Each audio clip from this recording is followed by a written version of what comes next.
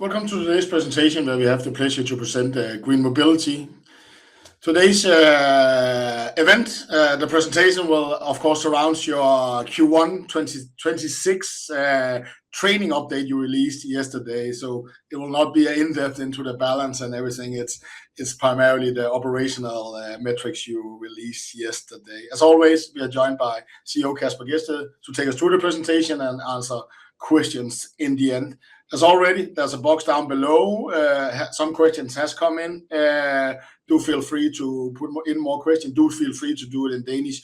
I will try and translate to the best of my ability. But I think for now, I will leave the presentation to you, Kasper. Okay, thanks a lot, Michael. So after this disclaimer, just a quick intro to any new viewers in this presentation. GreenMobility is a car sharing company. It works very simple with an app. You just download the app on your phone, then you swipe on your app when you're next to the car and the car opens and you drive to your destination.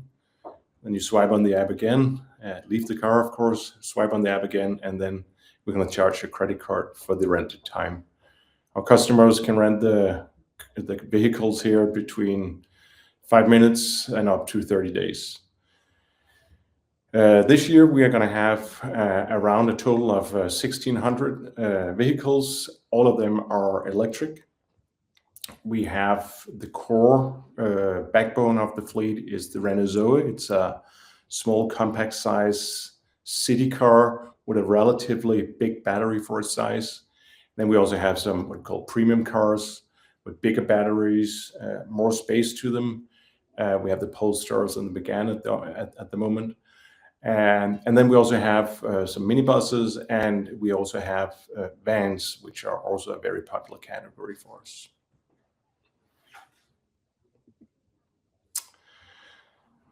So before I dive into Q1, I just want to give you a recap on the 2025 performance. I mean, it has become a quite popular product or services, car sharing in Copenhagen and in Aarhus, where we're represented today. So more than 135,000 trips are being taken on a monthly basis. We have had in 25, 1,400 units in the fleet. We're going to add around 185. I'll come back to that. 185 more vehicles to the fleet. Our market cap as of yesterday was around 450 million Danish crowns. And then we made 4 adjustments to our guidance, positive adjustments to our guidance last year. The latest that we communicated was a 17 to 19% growth in the revenue and a 47 to 52% growth in EBITDA versus the year before. And we actually surpassed that. We had a 20% growth on the top line, and we had a 57% growth on the EBITDA. And our growth continues into Q1, where we see an 8% increase in revenue. The 8% increase in revenue is very important to say that is in the lowest of our quarters. In Q1, in January, February, people don't have as much money as they do in other months because they spend it all in Christmas, in the Christmas month. So that's one thing. The second thing is that the underlying demand is just not so big. There are not so many people going to summer houses or to visit whatever places in Denmark. So there's not such a big demand as in other quarters. And then we had a very rough winter. If some of the Danes watching this, you remember there was a lot of snow and quite a considerable amount of time in Denmark this winter. That also halted our operations, I would say, in some of the worst days. So in spite of that, we actually have an increase with an 8% in revenue. Also, I also want to say that this was with the existing fleet. So for the quarter, we didn't add any vehicles yet. And then we saw a 60% increase in EBITDA, which is quite a substantial increase in EBITDA. And that also comes from the continuation of our operations excellence program. our razor sharp focus on our cost, and a continuation of the lowering of the cost of acquisition of the customers. And as a consequence, we also see that the EBITDA margin increased from 21% in Q1 25 to 31% in this quarter. And then on other news for the quarter was that we launched our new app. It has a lot of benefits, not just for the customers, but also on the back end for us. But the customer has a much better customer experience prior to the old app. For us, it opens up more opportunities in terms of yield management. We can start to work with that. The old app didn't permit for that. We also had some back-end efficiencies, like, that's a part of our excellence plan that we can, operational excellence plan that we can now start activities on that, which are app related. So a lot of good things are coming from that. And I think there was a very good migration that we did to the new app. Then we have also continued the digitalization of the whole fleet with the rollout of damage sensors with cameras, AI-enabled cameras. We have some smoke and vaping detectors across the fleet. That was also continued in Q1, and we also saw results of that, and also that has also been a factor in increasing our EBITDA. I've talked about this before. There is some revenue in that, in particular on the damage, also on the cameras, the AI-enabled cameras, smoking, vaping, also revenue. What we really want to do is it's fine with the revenue. I call it toxic revenue. We'll take it because it's there. Obviously, we're going to pick it up. But all of the things that we're doing is actually to make a better customer experience. That's the target. That's the end goal. We think that's much more profitable in the long run to have an even better customer experience than just charging people for smoking. We want to prevent that instead, right? And then the very first of the 185 additional vehicles were inflated, but it was at the very end of the quarter, so it didn't have any effect, I would say. And the full inflate of all 185 cars and vans are expected to be finalized in Q2 in line with the seasonal demand, which is picking up now. So that's about that. And speaking about the new vehicles, they're all financed.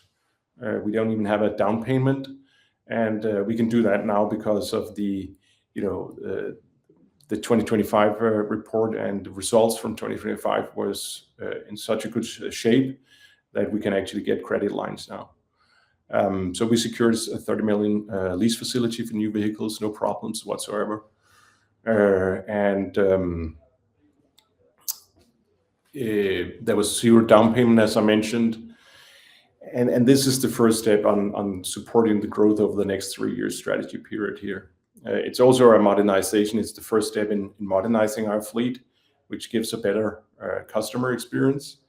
We also can get more customers because of the new cars. And what we see here is a small car. We also have some Méganes coming in. All of the Méganes are actually inflated now. This is a bigger class car compared to the Zoes, compared to the Micras here.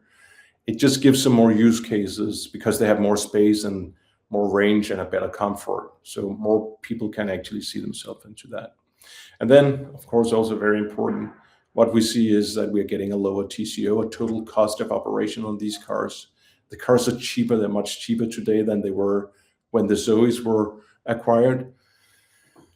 They have a full warranty over the lifetime. They have 5 to 7 years of warranty, all of these cars. That means that we are looking into substantially lower operational cost on them. They have a slightly better consumption per mile. So, we talked about petrol cars in the old days, not many years ago, where they had we talked a lot about consumption, but actually EVs also have a consumption element, which is super relevant to us because all of our prices are including electricity, right? And then they have a lot of new safety equipment that the Zoes don't have, safety features, safety assistance, and all of these safety assistance will also lead to fewer damages going forward on these cars compared to the current fleet that we have. So all in all, I'm super glad that the company is now in a state where we can say that we can go out and finance also the growth going forward over the next 3 years by leasing facilities.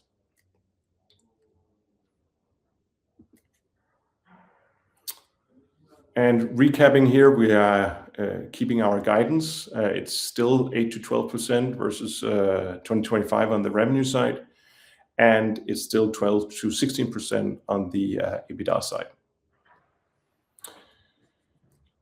And then just to wrap up this short presentation on the Q1, I just want to reiterate that in 2025, I think it was the fall of 2025, we communicated our financial targets towards 2028. And we have basically 4 strategic priorities, 4 strategic pillars that we're building this strategy on. The first pillar is that Denmark is going to remain the core market for the foreseeable future. We have a lot of untapped. Well, first and foremost, this company has already tried its luck on an international growth strategy. Didn't go well. Now we're focusing on Denmark. We have changed the whole organization. We have changed the whole company. Basically, it goes very well. So, don't change a winning horse is sort of what we are doing right now. But we also have a lot of untapped revenue growth. We have identified a lot of revenue pockets for the Danish market. So it makes a lot of sense to go here and utilize all of the untapped potential that we have here. We believe that car sharing is still in its early adoption phase, and that's why we are confident in the guidance on the 8 to 12% annual growth on the top, and we also can see some levers on the EBITDA growth and the continuation on making the whole operational side of the company even more efficient in the years going forward. And then, as you could see from our annual report 25, our balance sheet has strongly improved. That means that we will also consider options for capital allocation, and that includes share buybacks. And our aim is actually to be able to redistribute cash when the solidity is above 20%. And if you look at our annual report, the solidity is actually above 20%. So that is not up to me, but that's up to the board to decide what will happen there. And just if there are any questions around the 20%, I can say why is it the 20% solidity there that we have as a rule of thumb? And that is actually because that's what the finance companies are telling us, that the solidity have to be around that number in order for us to have new cars financed. So everything is actually, it fits, right? And then the last of the pillars is that we have communicated that we want to bring autonomous driving to Denmark.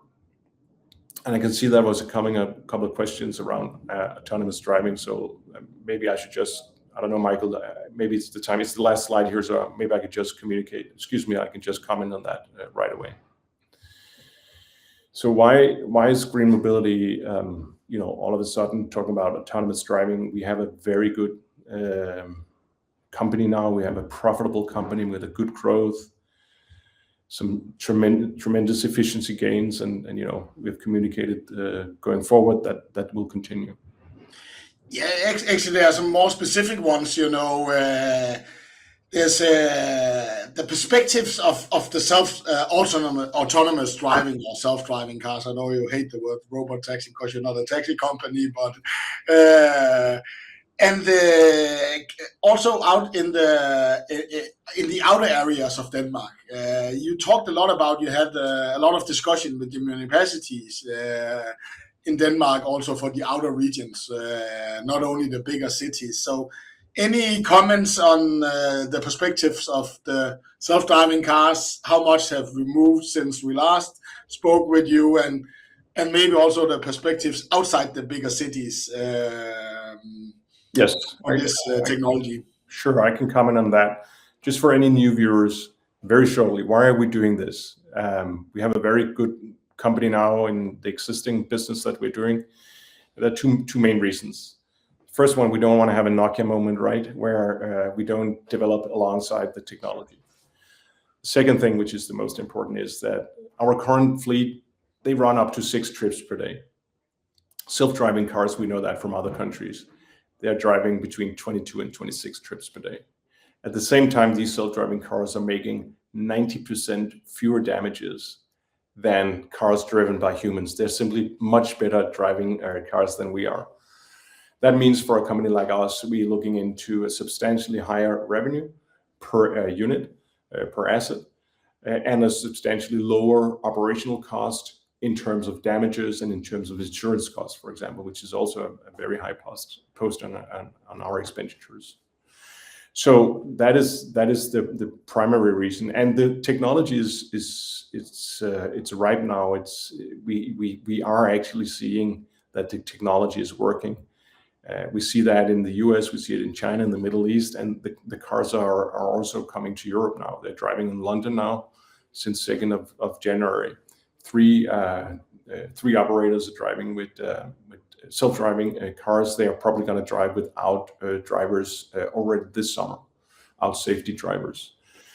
So we have millions of people on a weekly basis already that are being transported in self-driving cars with no chauffeurs at all. We in November last year, we did an introduction in front of the Danish Parliament where we had our self-driving car exhibited. We had the Minister of Transport there. We had the Mayor of Copenhagen who was there attending it and giving some speeches and saying this is what they want. And what happened after that event was actually I was contacted by several municipalities around the country here who said, can you help us bringing autonomous vehicles to our municipalities? The thing about Denmark is that the municipalities have a very high cost for mobility in their areas. There's a very high cost associated with running buses and trains and what have you in those smaller municipalities around. So they said, could we set up some projects around helping us doing that? So we are actually looking into various projects with all sorts of big and small municipalities around Denmark now. So let's see what comes out of that. I think it's super interesting. It was not an angle to this whole autonomous driving that I had foreseen that the demand from small municipalities would be so big. But it's a really problem that I think GreenMobility can help them with. And if you should be a little bit more specific, how is the regulatory? I guess you yourself, but you have an employee who is punching into that regulatory environment in Denmark, trying to make this happen. How are those talks going? Or if I should, I don't know whether you want to give us the details to that, but some kind of a feeling on how is that side going? Those discussions with the authorities. Without being too detailed with the risk of putting you to sleep, I would say that we are talking on different levels. So you have the EU level where we have talks and trying to push the agenda on the EU level but that's a very slow moving machine, as you know. And then we have the national level. And when I speak to the Minister of Transport, he's very, very clear that this is something he wants to do. And the Danish government has actually set up and the Danish Parliament has set up some rules and legislation that actually allows us to drive with self-driving technology around Denmark already now through a special tool that they have from a lawmaking perspective. So we can actually go and start our operation now. Now, the big challenge in this game is to get the cars right.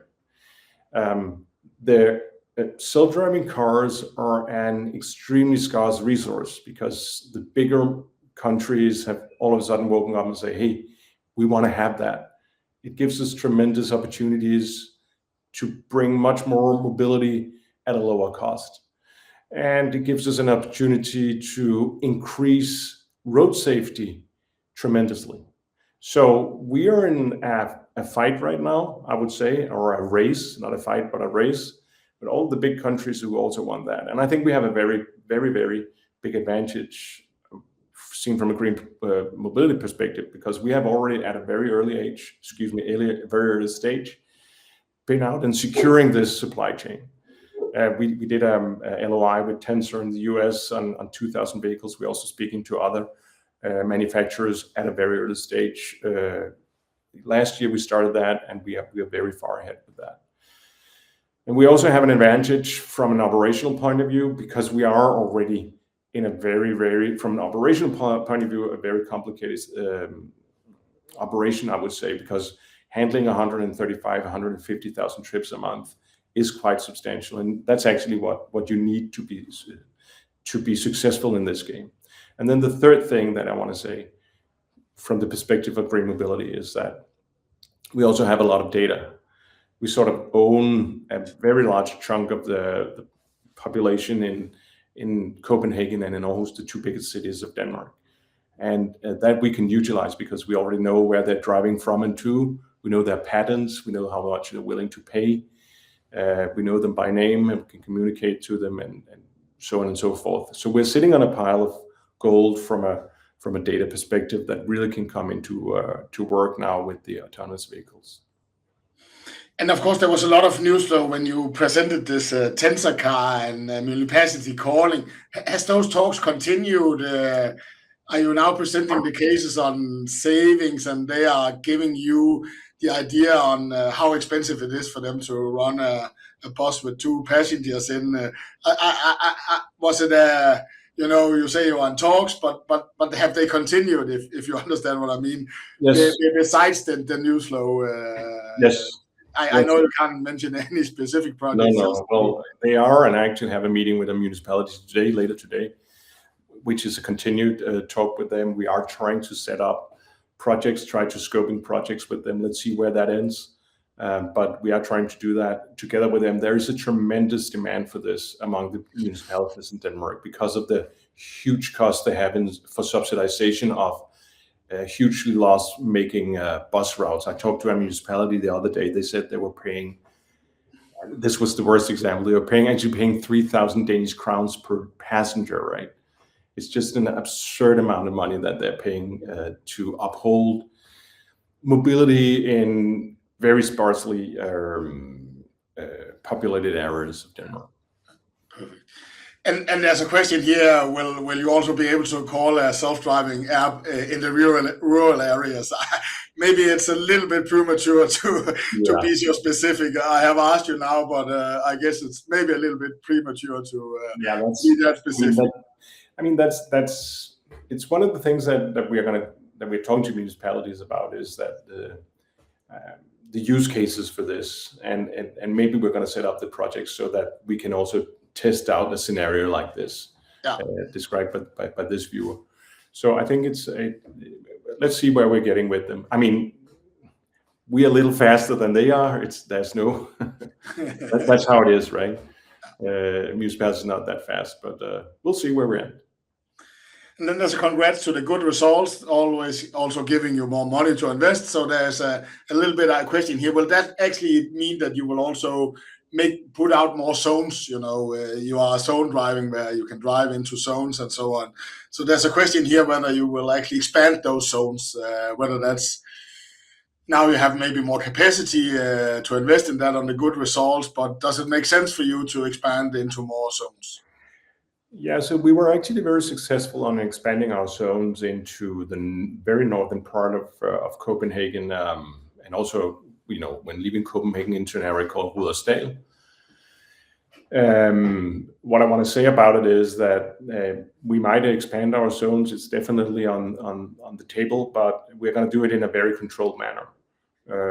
So whatever we're doing is, from a conservative standpoint, we're going to do it gradually and not just open up the entire map. That's super important for me to say that everything is done in a controlled, data-driven manner in our company. But it's definitely on the table. Of course it is.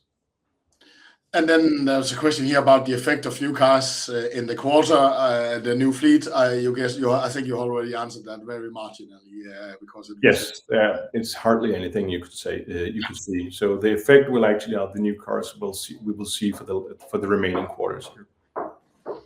And then with the strong start to the year, earnings-wise on the EBITDA, what is keeping you from upgrading your guidance? Well, I would say it's way too early. We have, you wake up every day and you don't know if there's a new war going on or another conflict or whatever is going on in the White House that can have a spillover effect even on a small company like ours in Denmark. So we think there's a lot of uncertainty in the world going on at the moment. It's just one quarter that we have to base this on. We are looking into our much higher season from a demand perspective. We want to have some more data before we communicate whatever we want to communicate on that matter. Check. Then there's on the earnings growth. It's so much higher than the revenue growth. Anything unusual in this quarter, or is it you keeping your cost base flat and then the extra revenue is actually almost traveling all the way down to the bottom line? So anything extraordinary, or is it you keeping the bottom line flat? Is it something else that is driving this much higher growth? No, I think it's a continuation of the good work that we did in 2025. Also, where we did a lot of initiatives where we are sort of reaping the fruits of that now.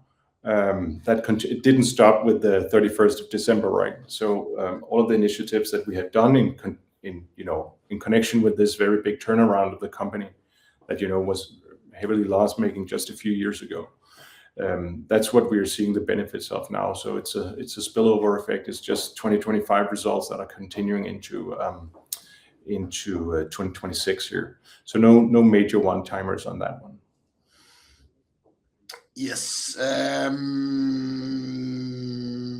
Yes. Then there's whether you could show the percentage of the cars, how many Zoes and so on. I don't on a later presentations, but maybe you can give us I'm just going to the cars here, a kind of a rough percentage of your fleet on how it's. Yeah, that's a good idea. I mean, what we are going to see is that we're going to have, before the Zoes was almost, they were almost 100% of the fleet, I would say, or 95% of the fleet. And what we are going to do, and the fleet strategy going forward, is that we're going to have a more diversified fleet. The reason is that we have different customer segments with different needs. So that's one reason. The second reason is the residual values. These cars have a certain lifetime, and after that they have to, be sold again. And it is, from an average point of view, you are just getting better residual values if you have a diversification of the fleet. So that's why we don't see going forward that we will have all of the cars from one manufacturer, or even in the same white color as you have been used to. You will also see different colors of the cars, because on average you will also get a better residual values if not all of your cars, when they're being sold, have the same color. Perfect. Then you've launched a new app. When can you expect to launch flexible or surge pricing? Maybe a better word for that. I know it's one of your growth levers you want to pull when the new app is coming. So there's a question here. When will that be possible for you? Yes, so I've been saying for quite some time that I haven't been satisfied with the old app and the lack of abilities for running professional revenue management, as you call it, or yield management. Yield management is something, when you introduce it and it's fully introduced, it gives you around 5 to 15% of revenue increase on that one, actually. That's what the models say anyway. And we have started the first steps towards that. I mean, the new app was introduced, what was it, 2 weeks ago, something like that. And we have started the first steps in that. If you look at the app today and the cars, you will see a substantial bigger amount of cars that have been discounted, for example, in particular in the areas outside of the central zone. We're doing that to get, people who might have thought, oh, should I take my bike or should I take the car? We want them to take the car, of course, or, just giving them a much better price point to grow demand. So we are actually using it already now, and it's automated. It's based on, a lot of it is based on AI that is actually telling us where the demand is, and it's forecasting demand based on a lot of more factors than we can do, and based on a lot of more data that we could comprehend as a person, and then we have a robot to do it for us. So it works like a charm in the first phase, and we're going to gradually build out the sophistication around that yield management. Perfect. Then there's a question about loyalty programs. Actually, are you using that enough? There's a question here. Wouldn't there be a lot of keeping the customers, keeping them in your cars, using your cars more by trying to expand the loyalty programs? I don't know whether the new app will do that, or it's the back end or whatever, but there's a question here about, are you using the loyalty programs enough? Could you maybe get more out of your business by giving loyal customers and the customers who use it actually lower prices when they have used it more than others? Well, we actually have a program called Screensaver, which is a subscription program where if you subscribe, you are eligible for lower prices. Loyalty programs, as the traditional way of having loyalty programs, that's a very big discussion. If you ask the most successful airline in Europe if a loyalty program is a good idea, that is Ryanair, they would say definitely no. It just removes the transparency from the ability to communicate the lowest prices, because you are sort of giving a hidden discount through your loyalty program. But if you ask some of the loss-making companies in the airline business, they'll say definitely yes. We know it from SAS and Lufthansa and all of the rest. It can be an asset. It's definitely something we discussed, but it's not something that we have right now. And let's see, maybe in the future. And then there's a comment to us, and it is great. We know we have a live audience that I commented that I heard you not liking the robot taxi.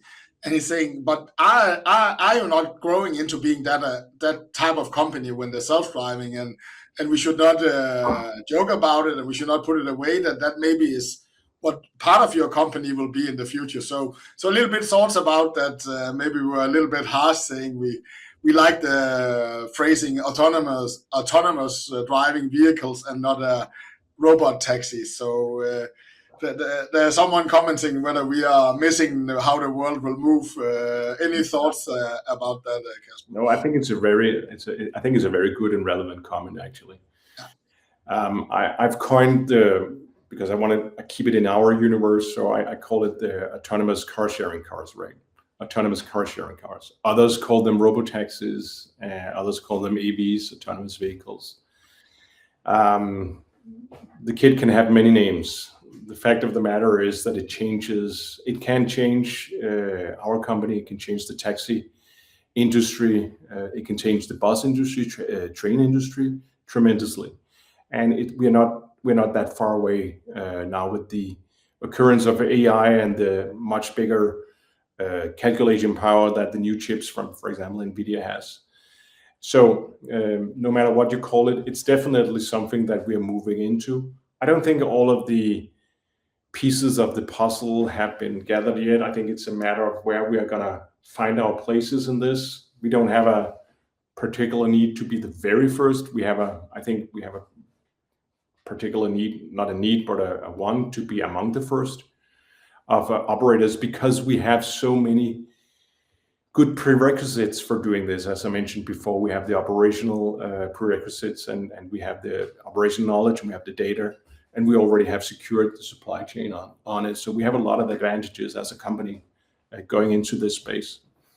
It's not going to be easy. I don't want to, put up like someone else in the industry. But we definitely have a good chance, and that's why we're gonna go for it. And now you remove my possibility from vaping in when I use your cars, but I actually also missed that I can put a bike on it. Let's end with that. There's a little bit consumer tips here. Why can't you put a bike on it, a bike rack like you can with the taxis? That is sought after here. Is that too impossible? You don't have what do we call it, a hook on the end? Would it be not wise for you to do that revenue-wise because it would take up more of the car's time? Just to end with a little consumer question here about why can't we take bikes with us? Yes. Well, Michael, you're still welcome to vape in our cars. You just have to pay for it, right? 500. No, I come from the car rental industry. I've been CEO for Avis in Denmark and in Sweden and for Sixt, and it's just a hassle. I mean, we are running a very big factory here, millions of trips every year. And if you want to have individual needs for very small consumer segments, which this is, it's just not working from an operational and cost perspective. And that's the way it is. You have to take what's on the shelves, and otherwise you will have to find someone else because it doesn't make sense from an operational and cost perspective, unfortunately. Perfect. Let's end with that. Thank you, Kasper, for taking us through your results, and I think we got a lot of questions getting us around in the case, especially on the self-driving car. So thank you to everybody listening in. May everybody have a nice weekend.